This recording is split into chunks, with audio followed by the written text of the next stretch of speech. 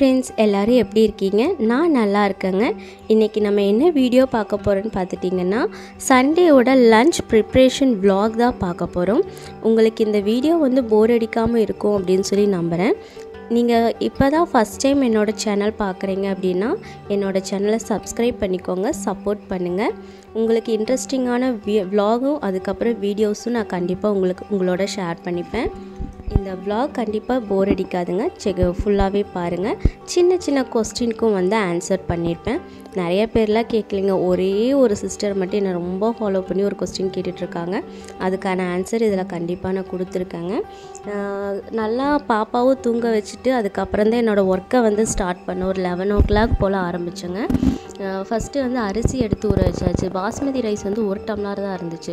அதோடு நான் புழுங்கல் அரிசி ஆட் பண்ணி 2 அரிசியாக வச்சு பிரியாணி ட்ரை பண்ணலாம் அப்படின்னு சொல்லிட்டு ரெடி பண்ணி வச்சுட்டேன்.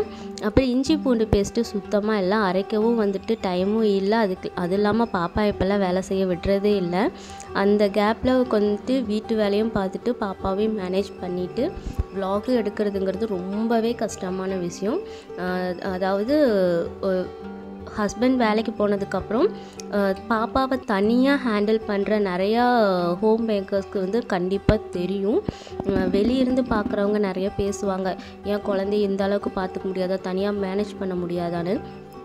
கண்டிப்பாக மேனேஜ் பண்ணி பார்த்தா தான் அதோட பெயின் என்னன்னு தெரியும். அதனால் என்னால் சரியாக vlog எடுக்கவே முடிய மாட்டேது. ஒரு சிஸ்டர் என்கிட்ட கேட்டிருந்தாங்க, ஹோம் டூர் போடுங்க அப்படின்ட்டு. என்னால் ஹோம் டூர் வீடியோ எடுக்க முடியலங்க. எனக்கு ஒரு என்ன சொல்கிறது, இந்த மந்த் எண்டுக்குள்ளே, அதாவது மே எண்டுக்குள்ளே நான் கண்டிப்பாக உங்களோட ஹோம் டூர் ஷேர் பண்ணிக்கிறேன். அவங்க என்ன ரொம்ப நாளாக ஃபாலோ பண்ணி கேட்டுட்ருக்காங்க. அவங்களுக்கு கேட்டு என்னால் செய்ய முடியல.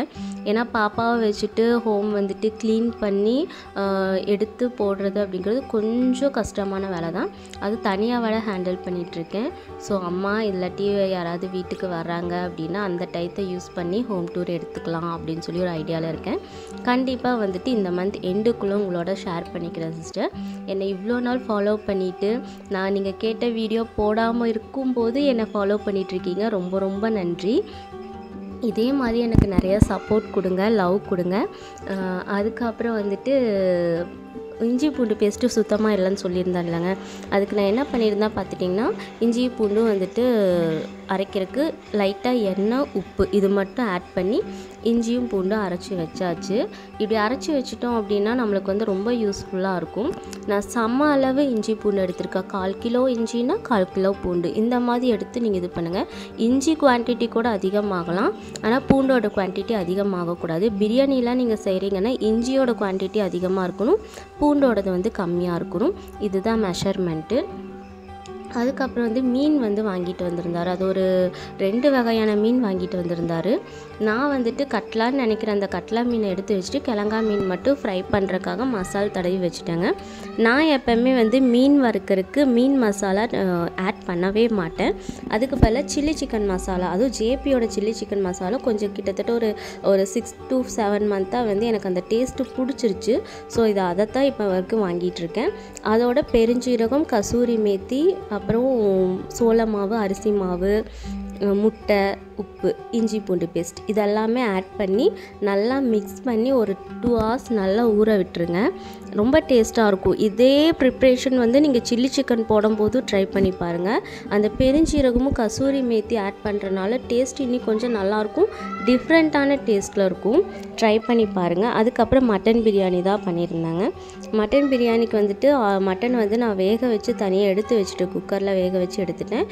பிரியாணி பண்ணுறதுக்கு நான் மோஸ்ட்லி மட்டன் பிரியாணிலாம் பண்ணும்போது நான் தனியாக தண்ணி ஆட் பண்ண மாட்டேன். அதுக்கு பதிலாக என்ன பண்ணேன், நான் ஃபஸ்ட்டே மட்டனை நல்லா குக் பண்ணி அதில் இருக்கும்ல அந்த சாறு, அந்த தண்ணி தான் ஆட் பண்ணுவேன். இப்போ நம்ம 1.5 டம்ளர் அரிசி எடுத்திருக்கோம், அது கரெக்டாக 3 டம்ளர் தண்ணி.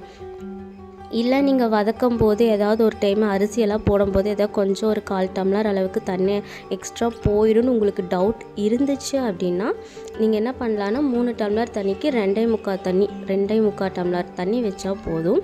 பிரியாணி அப்படின்னு வந்துட்டாலே நல்லா உதிரியாக ரொம்ப சாஃப்டாக நல்லா மணமாக இருந்தால் தான் நம்மளுக்கு சாப்பிடவே தோணும். கொஞ்சமாக குழஞ்சிட்டா கூட நம்மளுக்கு மனசு கஷ்டமாக இருக்கும். நம்ம வீட்டில் என்ன தான் பிரியாணி பண்ணாலும் அது கடையில் வாங்குகிற பிரியாணியோட ஸ்ட்ரக்சர் இருக்கணும் அப்படின்னு சொல்லி நம்ம ரொம்ப எதிர்பார்ப்போம். நான் பிரியாணி ரெசிபி வந்துட்டு தனியாக ஒரு நாள் ரொம்ப ஃப்ரீயாக இருக்கும்போது உங்களோட ஷேர் பண்ணிக்கிறேன். பிரியாணி ரொம்ப டேஸ்ட்டாக சூப்பராக வந்துருந்துச்சு. இதுக்கும் புதினா ஆட் பண்ணல, தயிரும் ஆட் பண்ணல. ஏன்னா இது ரெண்டுமே வீட்டில் இல்லை.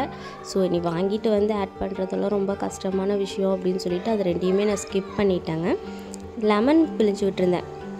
அதே மாதிரி கொஞ்சம் நாட்டு தக்காளி இருந்தனால நாட்டு தக்காளியோட லைட்டான புளிப்பும் இருந்துச்சு. அப்புறம் வந்துட்டு ஃபிஷ் வந்து ஃப்ரை பண்ணி எடுக்க ஆரம்பிச்சிட்டேன். மீனும் வந்து நல்லா உதிராமல் சூப்பராகவே வந்துருந்துச்சு. லன்ச் வந்து செம்ம சூப்பராக ரெடி பண்ணி சாப்பிட்ருந்தோம். என்னால் நம்பவே முடியல இந்த அளவுக்கு பிரியாணி வந்து இவ்வளோ டேஸ்ட்டாக வரும்னு. எனக்கு தெரிஞ்சிருந்தால் கண்டிப்பாக நான் வந்துட்டு பிரியாணி ரெசிபி வந்து நான் கேப்சர் பண்ணியிருப்பேன். இருந்தாலும் பரவாயில்ல, இடையில ஒரு நாள் உங்களோட ஷேர் பண்ணிக்கிறேன். பிரியாணி மசாலா ரெசிபியும் நெக்ஸ்ட்டு சண்டே விலாகில் லாங் வீடியோவில் உங்களோட போஸ்ட் பண்ணிக்கிறேன். ஃபைனலாக வந்துட்டு லெமன் ஜூஸோடு முடிச்சாச்சுங்க லன்ச்சை. இந்த விலாக் உங்களுக்கு ரொம்ப பிடிச்சிருக்குன்னு நினைக்கிறேன். பிடிச்சிருந்தா லைக் பண்ணிக்கோங்க. என் சேனல் பிடிச்சிருந்தா சப்ஸ்கிரைப் பண்ணிக்கோங்க. தேங்க்ஸ்.